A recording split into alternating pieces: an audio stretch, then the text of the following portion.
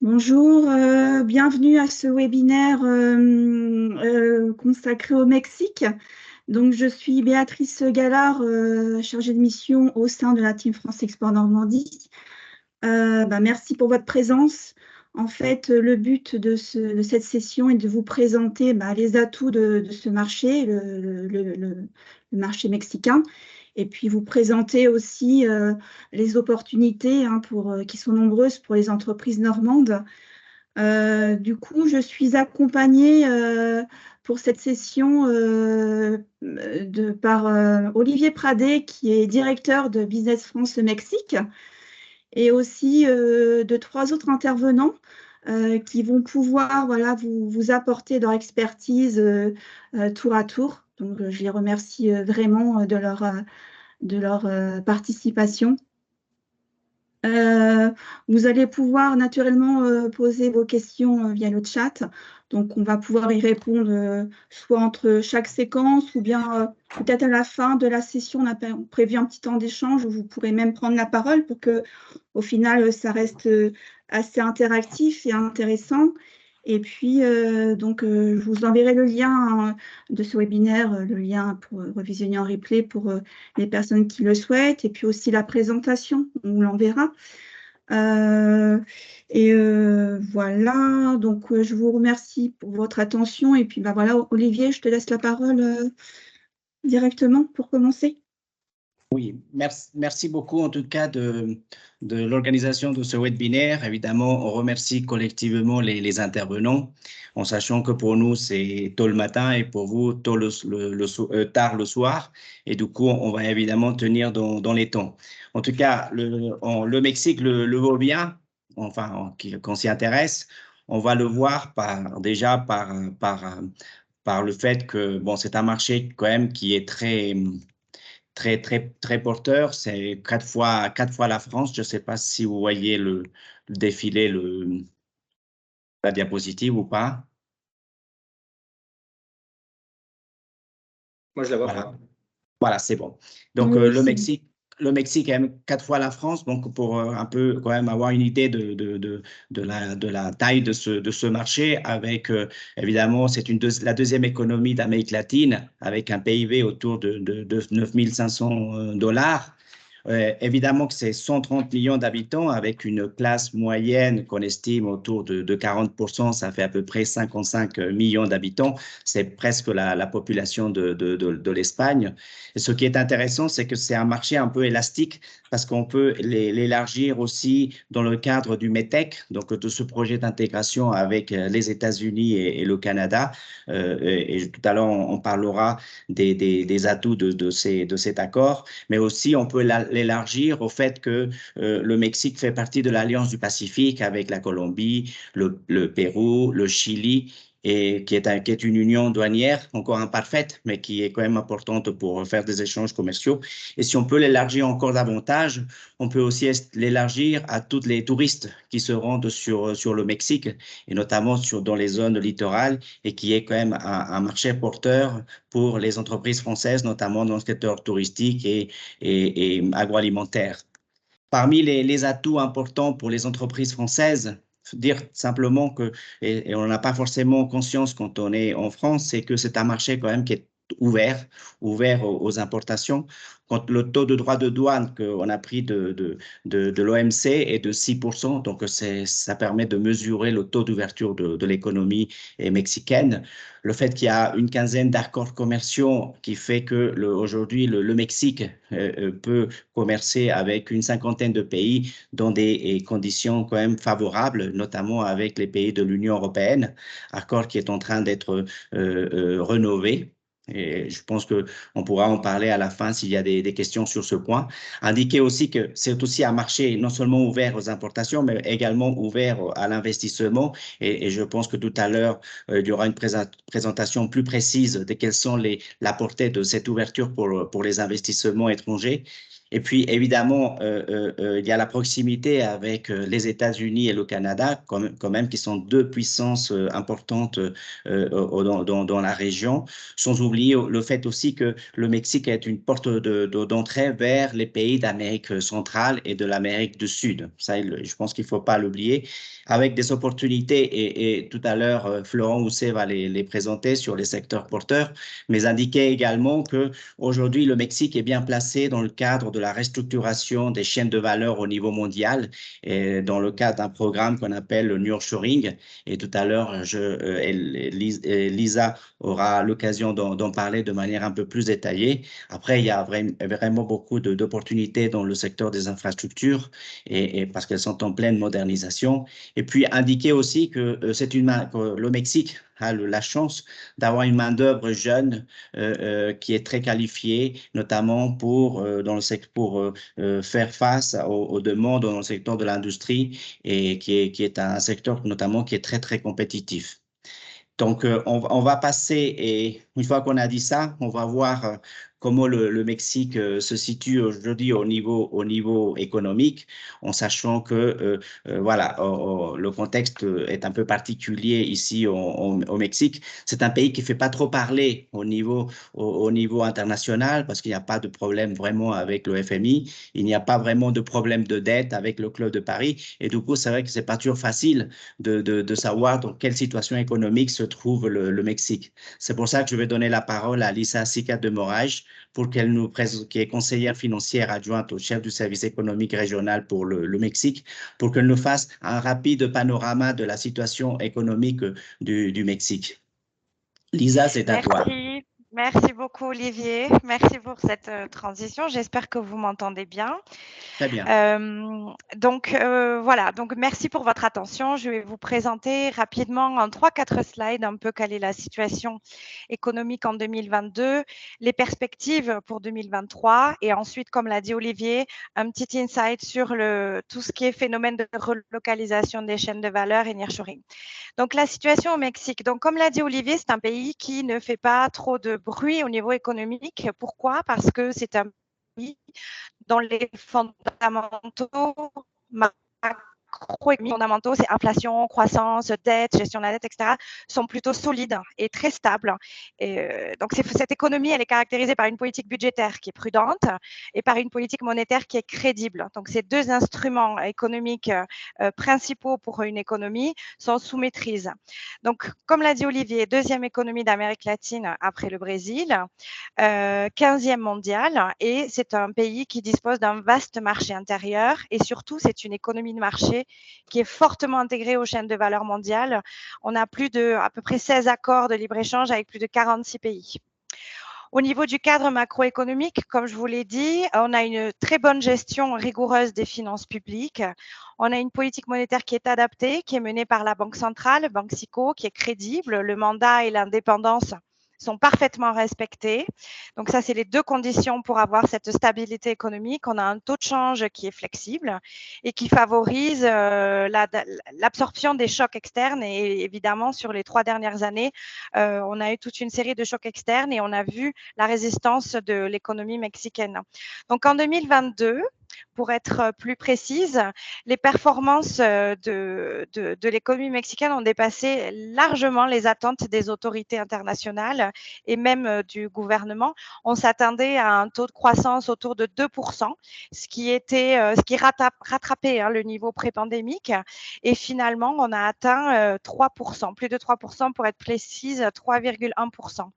Donc, ça se traduit comment? Ça se traduit par un fort rebond des activités secondaires. Et on le verra tout à l'heure, mais ce fort rebond, il a vraiment été porté par la dynamique du nearshoring. Donc, comme je vous l'ai dit, une bonne surprise, un bilan économique positif, des performances meilleures que prévues. Et ça, c'est à noter, malgré un contexte d'inflation, de pression inflationniste mondiale. Le taux d'inflation en 2022, il a été de 7,9%. Donc, pour vous situer un petit peu, la Banque centrale propose une cible d'inflation et adapte sa politique pour que l'inflation rentre dans cette cible et c'est 4% plus 1 moins 1. Donc, on était largement au-dessus de la cible. Donc, pour lutter contre l'accélération des pressions inflationnistes et à l'instar de ses pairs régionaux et de toutes les banques centrales, il y a eu un cycle de resserrement monétaire qui a débuté très tôt au Mexique et qui a débuté en juin 2021. On a observé 725 points de base d'augmentation du taux directeur, ce qui est un record historique. 15 mouvements d'augmentation. Il y en a un taux directeur qui est passé de juin 2021 à aujourd'hui à 11,5%. Donc, je le répète, c'est vraiment un record historique, mais c'est ce qui permet aussi, grâce à cette politique monétaire, de contenir les pressions et d'avoir des effets sur le dynamisme de cette économie parce que, je vais le dire plus tard, mais pour le Mexique, la consommation privée reste le premier moteur de la croissance. Et c'est vrai que ce frein de l'inflation a joué sur le pouvoir d'achat et sur la consommation et bien sûr sur l'envoi des remessas, qui sont les flux qui proviennent majoritairement des États-Unis et qui permettent d'alimenter la consommation privée. Concernant les perspectives économiques, alors pour 2023 et 2024, on s'attend, après ces 3,1% de croissance et ce bilan positif, à un ralentissement de l'économie. Je dirais que c'est un phénomène plutôt mondial et qui est bien caractérisé par un contexte économique international complètement incertain. Donc, pour vous replacer un peu et pour, le contexte et vous parler de vision et de ces perspectives incertaines, on s'appuie sur, bien sûr, les tensions géopolitiques qui sont générées par le conflit russo-ukrainien et qui continuent de peser dans les expectatives de croissance. Un possible scénario qui devient de plus en plus crédible d'un ralentissement économique aux États-Unis sur le second semestre. Alors, on parle de récession, mais on va dire que si on regarde les indicateurs, on parlerait plutôt d'un ralentissement plutôt qu'une récession, mais ça sera encore en confirmé. La conséquence, elle est directe pour le Mexique parce que c'est son premier partenaire commercial. Les exportations vers les États-Unis représentent 40% du PIB mexicain. Et bon, ça varie. Hein. Parfois, c'est le premier partenaire, parfois, c'est le deuxième. Mais c'est vrai qu'il y a un lien très fort entre ces deux pays. On explique aussi ce possible ralentissement par les pressions inflationnistes qui ne sont toujours pas entièrement maîtrisées et globalement maîtrisées. Et ce resserrement monétaire mondial a des conséquences, bien sûr, sur la consommation et les conditions restrictives de crédit. La croissance économique au premier trimestre 2023, elle est quand même assez dynamique, avec 1,1% de croissance en glissement trimestriel et elle est toujours portée par le dynamisme du secteur des services, du secteur manufacturier. Et d'après le FMI, on aurait une augmentation de croissance de 1,8% pour 2023 et 1,5% pour 2024. À savoir qu'il y a une révision 2 fois par an, au printemps et à l'automne. Donc, pour l'instant, on reste sur cette prévision qui… Alors, il n'y a pas un consensus au niveau des prévisions pour cette année. Il y en a qui sont un peu plus optimistes que d'autres. Mais globalement, en s'appuyant sur les chiffres du FMI, on arrive à trouver un proxy qui nous laisse une tendance. Donc, ce ralentissement, il serait expliqué par donc, le ralentissement américain, mais aussi par ce taux d'inflation qui resterait au-dessus de la cible aux alentours de 5%. Contre, je le rappelle, 3 plus 1 moins 1. Le retour à la cible ne serait effectif d'après les prévisions de marché qu'en fin 2024. Donc, on sera encore dans peut-être une pause, en tout cas, dans le resserrement monétaire, mais en tout cas, toujours dans cette idée de calmer les pressions inflationnistes pour assurer la stabilité de l'économie et la stabilité financière. Sur la présentation suivante, je vous parle du nearshoring. Alors, c'est un thème… alors là, on est au slide 3. Oui, peut-être… c'est là? C'est là, nearshoring. Oui, oui, je suis là. Nearshoring, oui. C'est celui-ci. C'est bon pour toi, Olivier? Oui, moi, il apparaît sur l'écran. Je ne sais pas chez vous? Oui, moi, il m'apparaît. C'est bon. Non, Donc, le simplement dire, nearshoring, oui, pardon, excuse-moi. simplement dire que sur la partie financière, donc on comprend qu'il y a un ralentissement de la croissance, mais qu'en même temps, au niveau financier, ben, c'est une gestion de bon père de famille et au Mexique, que malgré tout, il doit faire un peu avec le contexte international et régional, que comme tu l'as dit, reste incertain. Et puis peut-être signaler aussi que dans quelques mois, on aura des élections présidentielles au Mexique. Et que, évidemment, il faut voir ces chiffres aussi à l'aube de cette perspective électorale. Et donc, maintenant, on va parler de nurturing, dont j'ai simplement signalé tout à l'heure l'existence de ce programme, pour que tu puisses nous dire en quoi ce programme peut bénéficier aux entreprises françaises notamment. Oui, exact.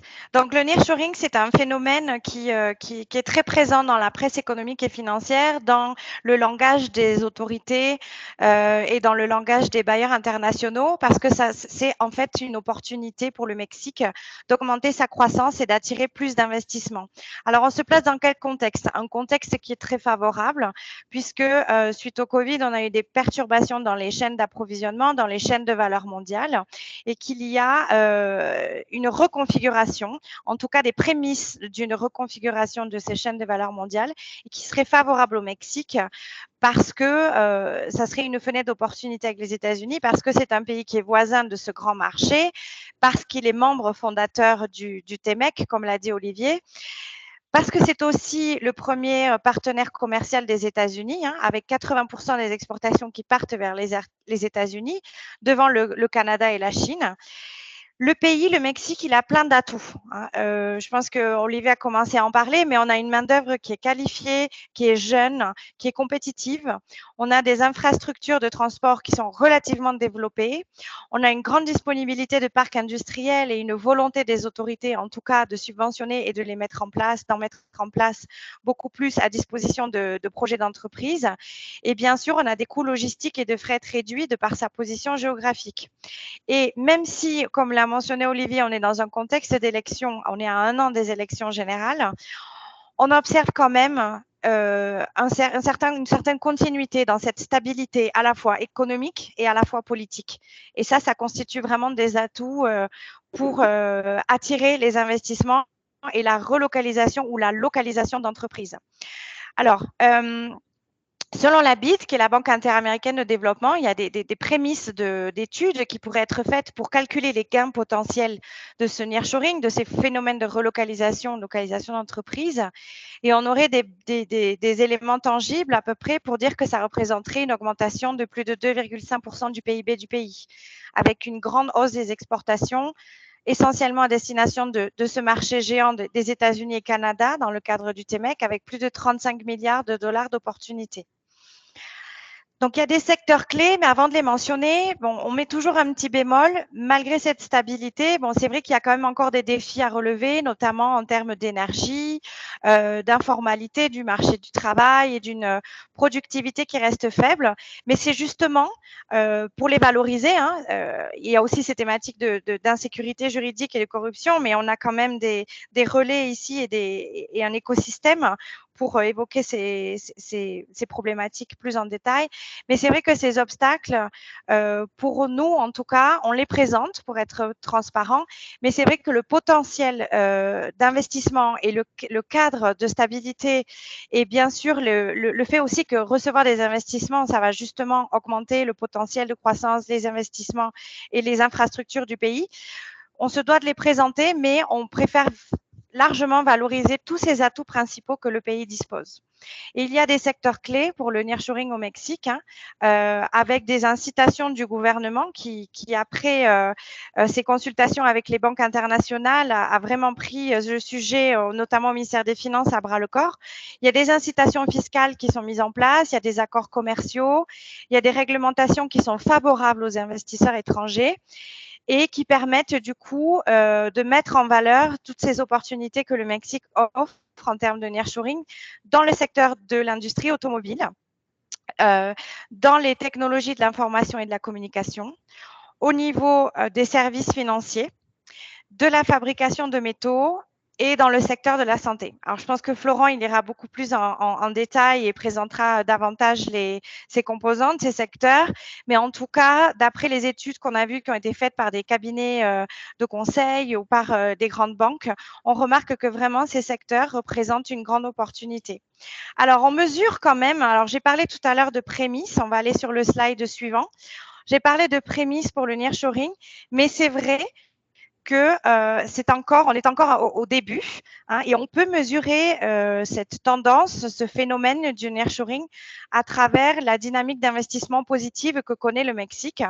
Donc, on remarque qu'en 2022, le pays a reçu plus de 35 milliards de dollars d'investissement direct étranger, et c'est une hausse de plus de 10% par rapport à 2021. Donc, je rappelle qu'on est en contexte post-pandémique, donc c'est quelque chose de très positif.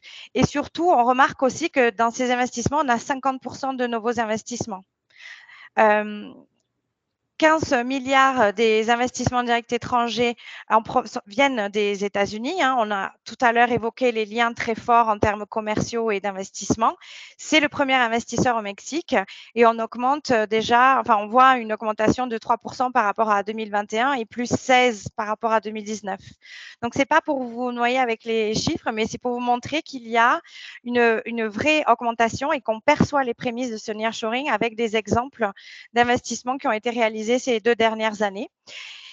Ils se sont concentrés, ces flux d'investissement, principalement dans l'industrie manufacturière, à hauteur de 40%, dans les transports et dans les services financiers. Et ensuite, pour terminer mes propos, nous avons présenté quelques exemples de projets qui ont été réalisés au Mexique et qui sont directement liés au nearshoring. Donc, l'arrivée de Tesla au Mexique, qui est le champion mondial des voitures électriques, qui devrait s'installer à Monterrey et construire une giga-industrie, une giga-usine, la plus grande au monde. Et les investissements qui sont annoncés sont de l'ordre de 5 à 10 milliards. On peut noter aussi General Motors qui a investi à Coahuila pour 1 milliard pour sa production également de voitures électriques. On a un autre exemple qui est Vetch, une usine d'assemblage de bus électriques à Jalisco avec un investissement à 180 millions. Et Forvia, qui est française, inauguration d'une nouvelle usine dans le Nuevo León avec 147 millions de dollars. Donc, cette dynamique d'investissement qui est positive, on la voit comme un proxy de ce phénomène du nearshoring. Et vraiment, on voit à quel point c'est une opportunité qui est très claire et qui a été remarquée par les banques multilatérales d'investissement pour augmenter le potentiel de croissance, l'attrait des investissements et donner au Mexique cette chance de grandir dans ce giga marché du TMEC qui réunit les grands géants de l'Amérique du Nord. Et pourquoi pas, c'est aussi quelque chose qui est envisagé, comme l'a dit Olivier, créer une dynamique également dans le Sud avec les pays d'Amérique centrale. C'est un phénomène aussi qui est remarqué en tout cas par la Banque interaméricaine et qui fait l'objet aussi d'incitation de la part du gouvernement à relier cette partie ensemble. Et j'en ai terminé, merci beaucoup. Merci beaucoup, Lisa. Donc, on comprend, bon, nearshoring, c'est un mot anglais. On comprend un peu que c'est quand même un peu de la sous-traitance nouvelle génération, parce qu'elle répond aussi à des besoins nouveaux et croissants des économies du Nord et qu'elle est aussi portée sur des biens qui sont de plus en plus capitalistiques, puisque c'est dans l'industrie manufacturière, et aussi Exactement. des biens de plus en plus technologiques, ce qui suppose aussi que ces industries ont besoin d'une main-d'œuvre de plus en plus qualifiée, ce qui peut être vu à contrario de ce qu'on a vu avec les décennies précédentes. Simplement indiquer aussi que tu l'as montré, il y a Forvia, par exemple, qui fait des investissements. Nous, au Bureau Business France, on a des dossiers aujourd'hui qui nous arrivent et qu'on peut taguer aussi dans le nearshoring, mais qui ne sont pas concrétisés. Simplement, la seule précision que j'apporterai, c'est que, évidemment, qu'on ne va pas encourager les délocalisations de France vers le Mexique, mais que simplement, ce sont des investissements qui aujourd'hui se restructurent au niveau mondial et qui quittent, par exemple, l'Asie pour venir sur le territoire mexicain, ou même qui quittent les États-Unis ou le Canada et qui viennent au Mexique Mexique. Donc, voilà, je pense que c'était une précision importante à apporter. Maintenant, on va voir les secteurs porteurs avec Florent. Simplement, avant de lui donner peut-être la parole, lui dire, lui en tant que président du comité des CCE du Mexique, s'il peut d'abord répondre à une question qui doit tarauder un certain nombre d'entreprises et d'entrepreneurs. Est-ce que c'est facile de faire des affaires au Mexique, Florent? Bonsoir ou bonjour à tous. Facile ou pas facile? Est-ce que c'est facile de faire du business déjà en France? Est-ce que c'est facile de faire du business en Asie ou autre? Donc, de toute façon, la facilité n'a pas été toujours gage de réussite. Mais par contre, nous sommes bien accueillis. Ça, c'est une certitude. Donc, moi, j'ai qu'un seul mérite, c'est la durée sur le Mexique. Je suis arrivé en 94, donc ça fait quelques années maintenant que je suis sur ce pays. Donc, les crises, j'en ai vu passer, que ce soit des crises purement mexicaines ou des crises internationales, on en a vu passer. Maintenant, j'ai un ami mexicain qui m'a dit dans les années 2000, qui m'a dit, tu sais, c'est au moment où il y a des crises au Mexique qu'il faut investir. Et donc, évidemment, maintenant, on peut se baser sur tous les chiffres que vient de nous donner Lisa, et merci beaucoup, ils étaient très, très complets. Après, il y a ce côté que le Mexique aujourd'hui est malheureusement pas très bien connu ou reconnu, voulu ou pas voulu. Netflix et Fox News s'en sont occupés de donner des images du Mexique qui peuvent être un petit peu stéréotypées, à mon avis. Mais par contre, il y a un réel dynamisme économique, comme vous avez pu le souligner aussi bien toi, Olivier, que Lisa. Et il suffit de regarder la géographie. C'est le trait d'union entre l'Amérique du Nord et l'Amérique latine. 130 millions d'habitants, âge moyen 29 ans. Difficile de rendre la mariée plus belle, quoi. Donc, à ce moment-là, rien qu'avec cela, on se rend compte que le Mexique a vraiment des atouts. Ensuite, les différentes entreprises, on a la chance d'avoir 500 entreprises françaises sur le Mexique, ce qui n'est pas rien, même si jamais notre commerce extérieur pourrait être largement meilleur, n'est-ce pas, Olivier? Mais on lutte les uns et les autres dans ce sens-là. Et je suis d'accord avec toi, ce n'est pas du tout le but de délocaliser des entreprises françaises pour venir fabriquer au Mexique, mais peut-être de faire venir des entreprises qui sont basées aux États-Unis et basées ou qui étaient en Asie, qui viennent sur le Mexique. Maintenant, la chose aussi qu'il faut prendre en compte, là j'arrive d'Asie, et je peux vous assurer que quand on demande si jamais c'est facile d'aller faire du business dans certains pays asiatiques, on peut parler à pas mal d'entreprises qui sont allées en Chine, ils vous en parleront clairement. Des entreprises qui sont au Brésil, même si j'aime beaucoup mes cousins brésiliens, c'est beaucoup plus difficile. On s'aperçoit surtout qu'il y a très très peu d'échecs. Et ça, c'est une chose qu'on peut mettre en avant. Lorsque l'on voit notre comité des CCE aujourd'hui au Mexique, c'est un mélange entre petites, moyennes et grandes entreprises. Et les petites et moyennes entreprises, elles sont là depuis très longtemps. Et justement, notre force aujourd'hui, et je suis ravi de pouvoir m'entretenir avec vous aujourd'hui, c'est qu'il y a vraiment une aide assez importante entre les différentes entreprises quand elles arrivent. Donc, les petites et moyennes entreprises vont bénéficier de cette expérience localement. Là, je parle de concret. Je parle de concret, comment on peut faire pour vous aider. Et ça, c'est vraiment quelque chose. Et puis, on travaille très, très bien avec Business France, on travaille très bien avec la Chambre de commerce. Vraiment, il y a une symbiose au niveau de l'équipe France qui est… Et pareil, depuis 1994 au Mexique, je peux vous assurer que ça fait longtemps que je ne l'ai pas vu. Donc, ça fait très, très plaisir. Et vraiment, c'est difficile pour moi de vous dire qu'il y a des milieux à privilégier par rapport à d'autres. Par contre, évidemment, historiquement, tout autour de l'automobile, autour de l'aéronautique, autour de l'énergie, il y a toujours des choses à faire. Mais par contre, aujourd'hui, on s'aperçoit, évidemment, le secteur manufacturier est en plein boom. Le tourisme, faut savoir que pendant la pandémie, le Mexique était un des seuls pays qui n'avait pas interdit son arrivée, même si jamais il y avait un contrôle assez important. Le tourisme a vraiment explosé un peu partout sur les différentes côtes et même au niveau centre du Mexique. Et on voit de plus en plus dans les technologies de l'information et de la communication, il y a vraiment beaucoup de choses qui sont en train de se développer. Le Covid aussi a pas mal précipité des choses là-dessus. On a eu énormément de personnes qui venaient des États-Unis. notamment de Californie, qui se sont installés au Mexique. Et puis, ils se sont aperçus que c'était pas mal. Et ils se sont aperçus qu'ils continuaient à faire pas mal de business en remote. Donc, le e-commerce a une croissance impressionnante sur le Mexique. Et on est loin d'avoir terminé là-dessus. Vraiment, il y a une croissance absolument exponentielle du e-commerce. L'énergie renouvelable, même si jamais on a eu quelques petits soucis par rapport à quelques lois mexicaines sur les énergies renouvelables, vu la pression américaine sur ce sujet-là a pas mal aidé. Et même si jamais c'est pas encore gagné, il y a des places à prendre. Comme je disais, tu as la technologie de l'informatique et de la communication. Et ensuite, évidemment, les véhicules électriques, on a cité tout à l'heure Tesla, et je pense que c'est qu'un début. Et puis, il y a toutes les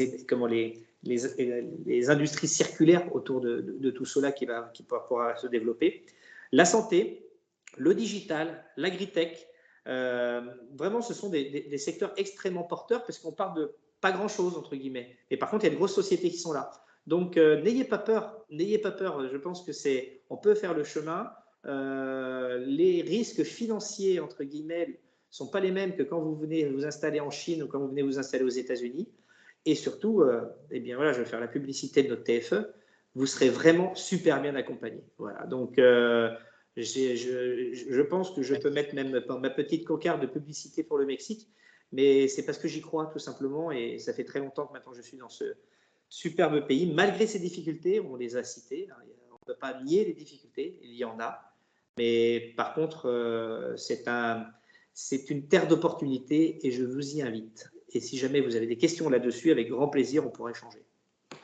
Oui. Merci beaucoup, Florent. Et simplement, peut-être indiquer aussi que les échanges, les exportations vers le Mexique, les exportations françaises représentent à peu près 4 milliards d'euros. C'est vrai qu'on pourrait faire plus vu la taille du marché. Indiquer aussi que, je l'ai indiqué là à l'écran, j'espère qu'on voit l'écran, il y a toujours un décalage entre le temps d'appuyer sur le bouton et puis l'affichage. Mais en tout cas, dans le secteur porteur qui concerne en particulier la Normandie, les produits agroalimentaires, le secteur textile, les cosmétiques, ce sont des secteurs importants. Et d'ailleurs, dans la programmation du deuxième semestre, pour tenir compte de ce potentiel dans ces secteurs-là, on prévoit une opération dans le secteur automobile, dans le secteur de la santé et dans le secteur des vins. Donc, voilà, nous avons vu les secteurs porteurs.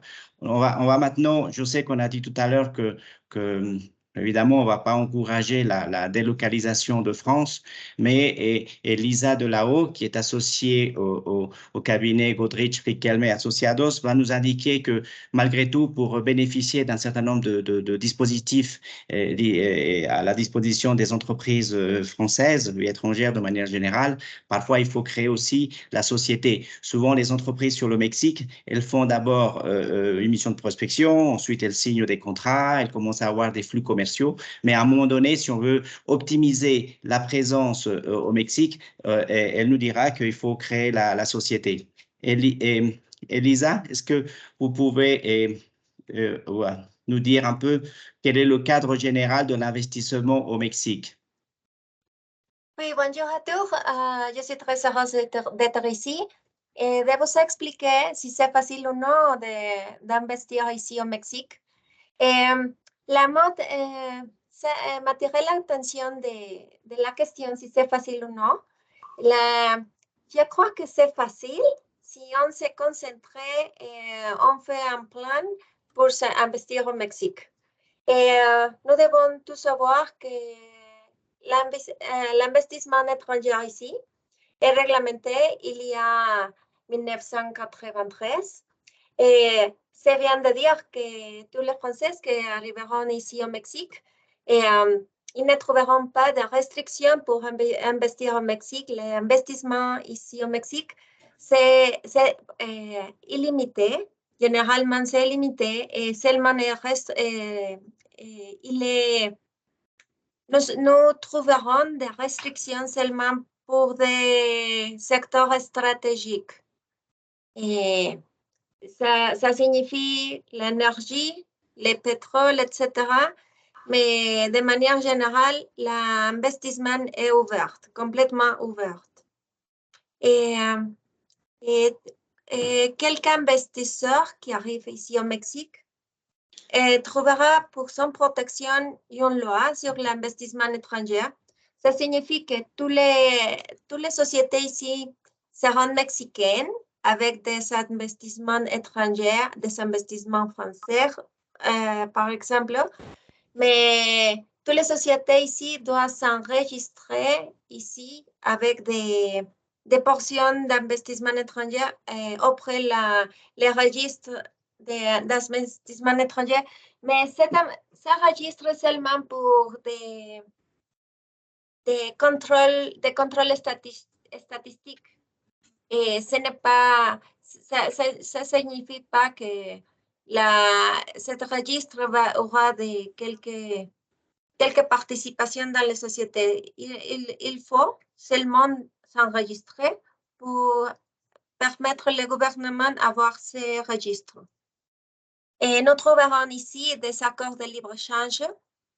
Et c'est à la mode de dire la mode nearshoring, mais nous avons notre pays. Il y a, par origine, nous sommes les voisins des États-Unis et du Canada. Et c'est pour ça que nous avons commencé le nearshoring avant que le nearshoring a commencé. Exactement. Signaler peut-être aussi il y a un accord de protection bilatéral entre la France et le Mexique, donc qui permet évidemment de protéger les investissements français ici au Mexique avec les dispositifs de règlement, soit à l'amiable, soit auprès des instances d'arbitrage. Exactement. Et nous avons ce type d'accord entre le Mexique et la France, et même aussi avec l'Union européenne. Et de plus, avec les États-Unis et du Canada. Et c'est pour ça que nous trouverons un complet cadre général. C'est un cadre général pour la protection d'investissement les plus complètes du monde. Le problème, c'est ici avec les activités que les gouvernements considèrent stratégiques. Ce sont les gros problèmes. Et pour arriver ici au Mexique, nous devons distinguer entre l'investissement direct et les ventes directes à l'étranger.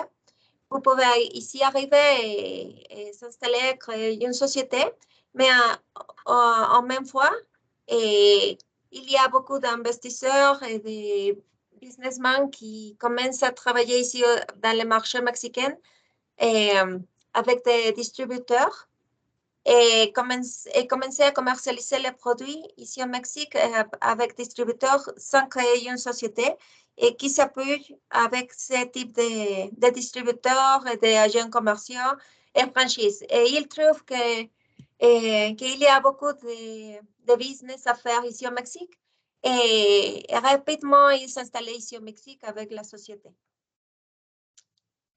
Qu'est-ce qu'on doit faire si on va créer ce type de société?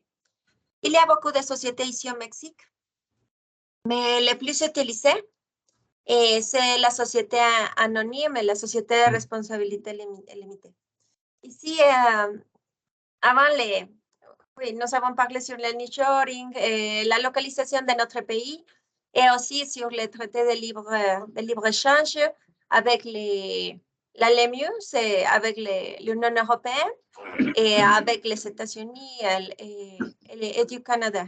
Et c'est très intéressant ça pour se profiter des règles d'origine, pour s'installer ici au Mexique et après on peut faire des exportations aux États-Unis et du Canada. Mais même aussi pour commencer à distribuer et de commercialiser les produits directement au Mexique. Et il faut aussi parler sur la création d'une société, mais même aussi, il y a beaucoup de programmes pour faciliter les commerces extérieurs. De plus de traité de libre-échange, nous trouverons aussi des programmes pour faciliter les exportations et des programmes de promotion sectorielle. Ce type de programmes sont très utilisés avec l'industrie de l'automobile et même aussi pour l'aéronautique. Et toutes les industries qui se profitent de nearshoring et de la localisation de notre pays pour exporter son produit à l'Amérique du Nord. On doit, avant de commencer à vous expliquer comment est-ce qu'on peut créer une société, il faut aussi distinguer entre une succursale et la création d'une société. La succursale, c'est la société étrangère, mais avec les biais corporatifs de la société étrangère. Et pour constituer une succursale ici au Mexique, c'est presque la même chose. Ce sera la société étrangère qu'on doit formaliser ses statuts ici au Mexique, qui doit être notarisé et apostillé. Et il faut obtenir une autorisation avec le ministère de l'Économie pour s'installer et après, on doit signer auprès des notaires publics et les formaliser. Mais même aussi pour la constitution d'une société, c'est presque le même, mais on doit distinguer qu'il y a en anglais, il s'appelle the corporative BA. Ça signifie que c'est la protection directement de la société à l'étranger, mais qu'ici, il sera ouvert son type d'investissement. Mais la différence avec la constitution de la société, ça signifie que le patrimoine de la société est différent entre le patrimoine de la société et son actionnaire. Alors, qu'est-ce que c'est la procédure pour la constitution de la société? La première chose qu'on doit faire, c'est d'obtenir un permis devant le ministère de l'Économie. Et c'est-à-dire à peu près 1 ou 2 semaines, ça dépend de la disponibilité du permis pour créer ce type de société. Mais en même temps, c'est pour ça que je dis, si c'est facile ou non, c'est une question de s'organiser parce qu'il prend du temps d'obtenir ce type de permis parce que l'autorité doit vérifier si ce type de permis pour utiliser les noms est disponible ou non. Mais en même temps, quand on est dans le processus d'obtenir les permis, on peut commencer à préparer les statuts. Et qu'est-ce que seront les choses importantes pour préparer les statuts? Normalement, on doit définir les noms, l'objet social. L'objet social, c'est très important parce qu'ici, dans les derniers jours, il y a eu une réforme laborale et c'est important qu'on se concentre que l'objet social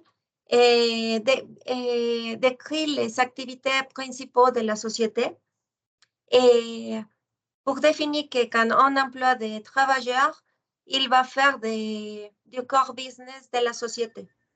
Et ça aidera pour éviter quelques problèmes avec les outsourcing et des problèmes laboraux. Et ce type d'objet social doit être très, très détaillé, très général aussi, et pour permettre ou afin de permettre que la société peut faire quelques activités dans son durée. Merci, Elisa. Peut-être qu'on a la liste de la procédure parce qu'on ne peut pas définir et détailler chaque ligne parce qu'on est pris par le temps. Mais ce qui est important, c'est ce que vous avez dit par rapport au non social de l'entreprise et d'une bonne préparation des statuts. Parce que ça oui. Parce que d'après ce que vous me dites et dites les avocats, il faut un mois vraiment pour faire la procédure qu'on indique ici à l'écran. Et puis, en tout cas, et après, pour les procédures post-constitution, l'ouverture du compte bancaire et tout ça, en 3 mois, normalement, l'entreprise devrait être ouverte et fonctionnelle. Est-ce bien ainsi? Exactement. Et aussi, le plus important, c'est que normalement, on a besoin de 2 actionnaires et que le capital minimum est illimité. Il n'y a pas de capital minimum aujourd'hui. Et autant qu'on a défini les statuts, on doit formaliser la société auprès d'un notaire public et il faut l'enregistrer auprès du registre public du commerce. Et s'il n'y a pas des actionnaires ici au Mexique, il faut octroyer des pouvoirs pour permettre à quelques personnes ici de signer les statuts. Et ce type de document, pour être validé, doit être notarisé et apostillé. Et après les statuts qui sont déjà formalisés avec un notaire et enregistrés, il faut obtenir les numéros fiscaux. Et pour inscrire la société, il faut que le représentant légal ait un visa de travail ou qu'il obtienne son signature fiscale pour obtenir son signature individuelle. Et après qu'on a déjà les numéros fiscaux, on est déjà prêt pour ouvrir un compte bancaire et de commencer à travailler. Tout commence, l'opération pour faire toutes les démarches de la société ici au Mexique commence quand la société est notarisée, registrée et avec un numéro fiscal. Ces 3 éléments sont très importants. Et pour commencer à obtenir, par exemple, pour faire quelques importations de la société, il faut s'enregistrer auprès les ministères de la fiscalité et d'obtenir un numéro d'importateur. Et on doit remplir un format pour décrire quel type de produit on va importer. Mais il faut obtenir ce type de registre. Et après, si on parle de sociétés qui vont faire des manufactures ou des activités pour l'exportation, on doit définir s'ils sont habilités pour obtenir son programme IMEX et aussi la certification de TVA pour obtenir des bénéfices fiscaux pour faire ce type d'activité de l'exportation. Merci beaucoup. Et après, donc, on comprend qu'on peut créer la société. Je répète, on peut commencer par un flux commercial avec un distributeur.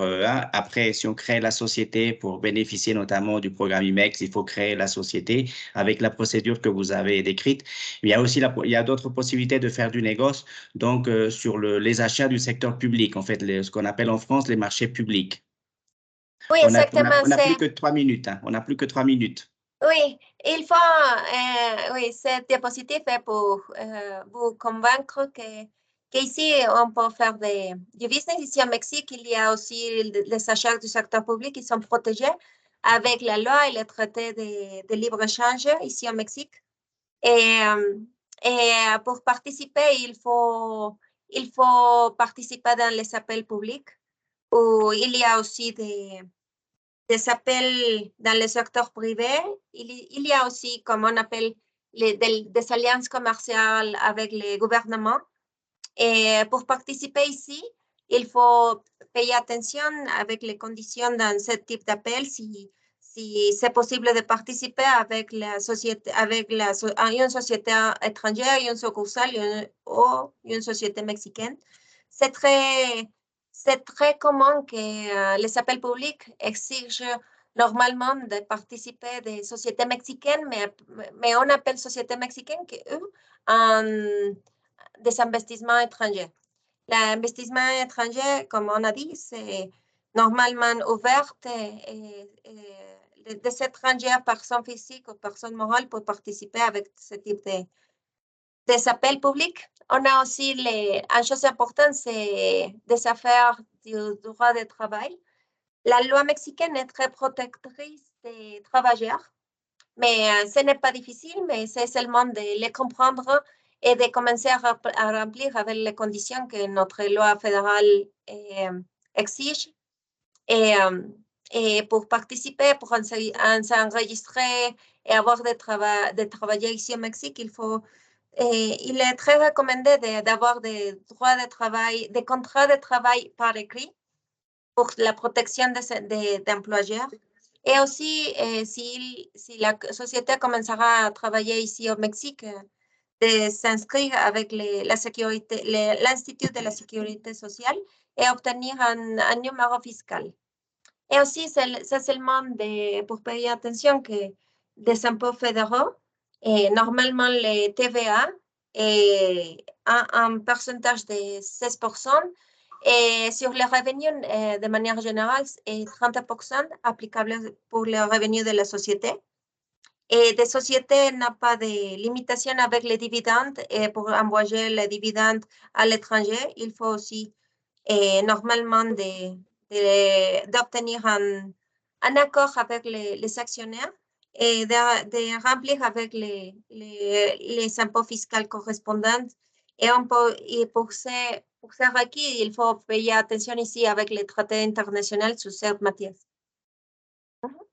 Merci. Merci beaucoup. Et après, il y a donc, et ce qui est important pour les sociétés quand elles arrivent ici, c'est de protéger les brevets, les innovations, protéger les marques. C'est pour qu'on c'est très important. Et il faut enregistrer son marque, même si vous créez la société, même si vous commencez à travailler avec un distributeur. Il est très commun que la société commence à travailler avec son distributeur, mais normalement, il peut commettre l'erreur de demander au distributeur d'enregistrer les marques, et beaucoup de marques sont enregistrées au nom des distributeurs.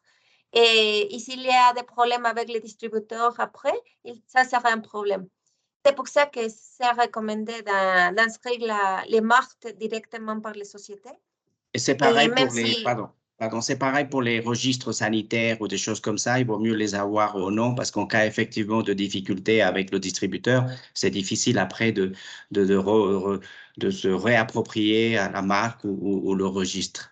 Merci beaucoup. On va laisser les bénéfices pour une prochaine fois, parce qu'on on arrive à terme de la présentation. Madame Gallard, vous pourrez reprendre la parole. Oui, d'accord. Je vais surtout la laisser peut-être aux personnes qui sont présentes. Voilà, s'il y a des questions, n'hésitez pas à les poser là via le chat ou prendre la parole directement. C'est bon pour tout le monde. De toute façon, après, effectivement, hein, si vous avez un intérêt sur le Mexique, si vous avez la moindre question, n'hésitez pas à revenir vers votre conseiller référent Team France Export ou vers moi-même, et je vous mettrai en relation. De toute façon, il n'y a pas de souci. Donc, je pense que du coup, ça a été clair pour tout le monde. Merci beaucoup. J'espère qu'on a compris que le Mexique, ce n'est pas que la culture maya, ce n'est pas que le tourisme.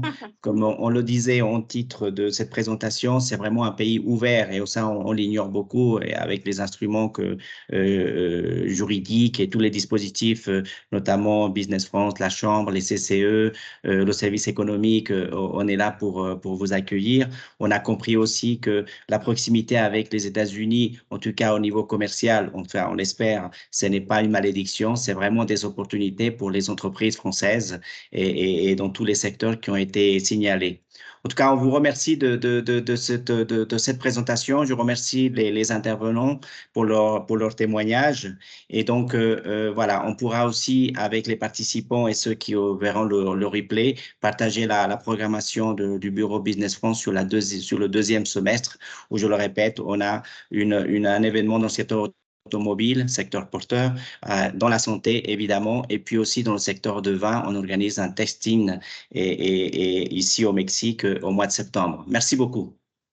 Merci à tous. Bonne journée au Mexique et bonne fin de journée à tous. Merci. Merci beaucoup. Merci beaucoup. Merci, bonne journée. Merci, Au au revoir. revoir. Au revoir.